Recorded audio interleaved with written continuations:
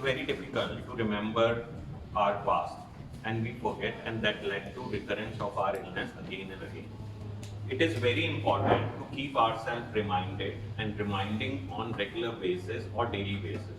It's like doing your daily activity.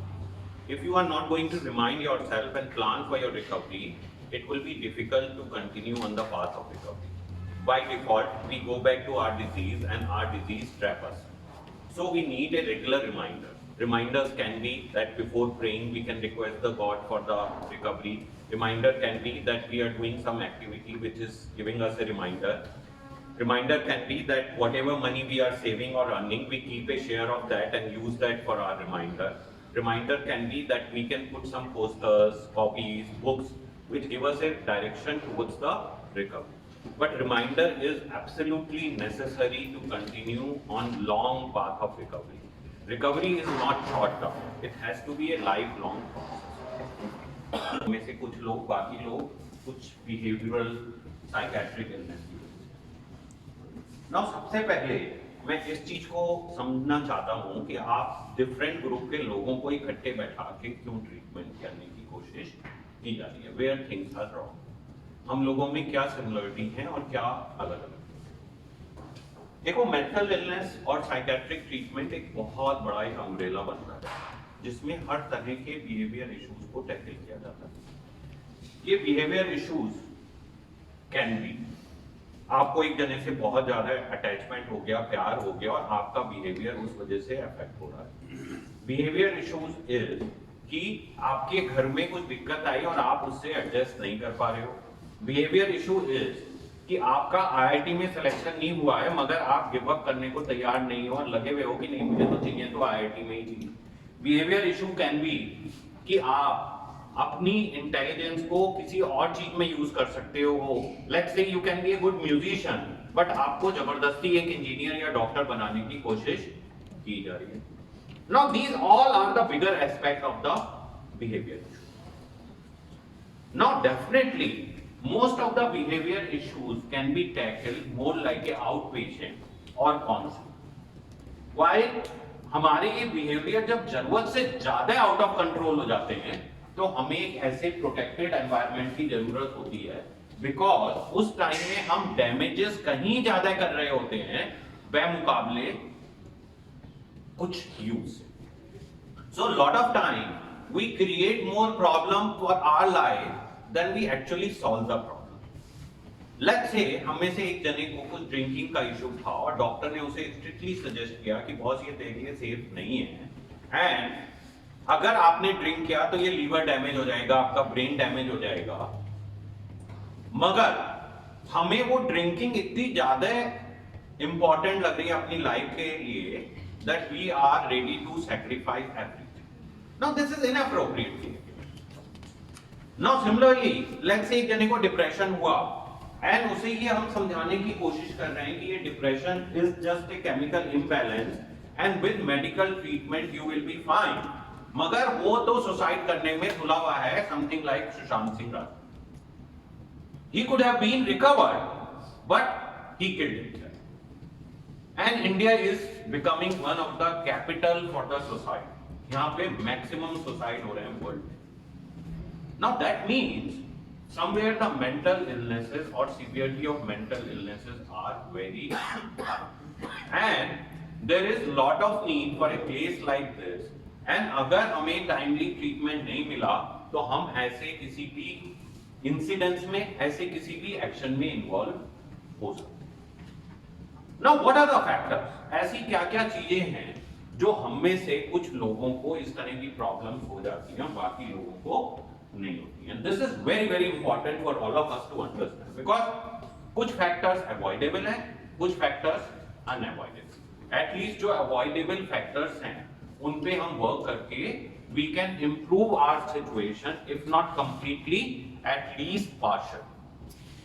now mostly जो factors की बात करते हैं उसमें 3 important areas involved हैं and the first is the biological factor।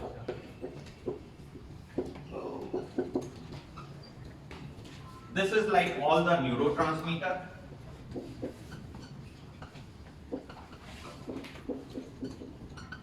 हमारे ब्रेन की anatomy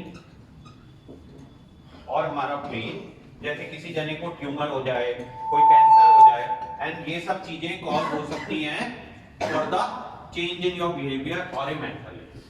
now the second factor is your environment. There is lot of stress in the environment. Your expectation,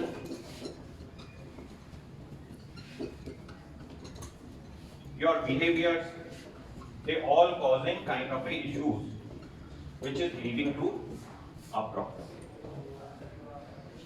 Now the third and the other important factor is your personality. Now this is what is the lifestyle issue. Now there are a lot of lifestyle factors जो हम लोग regularly बात करते रहते हैं and they are the cause of your problem. Now that means this is a very significant area and this is going to make lot of difference in your life. Now and this is something which is completely modifiable. हम सब लोग अपने life style को majorly change कर सकते हैं और ये वाला एरिया है जिसमें कि हमें मेजर एफर्ट करने की जरूरत है. आपको जो यहाँ पे सब कुछ टारगेट कर रहे हैं, हेल्प कर रहे हैं, वो इसी चीज को लेके कर रहे हैं कि काश हम इन लाइफ स्टाइल वाले फैक्टर्स को कुछ हद तक चेंज कर सकें.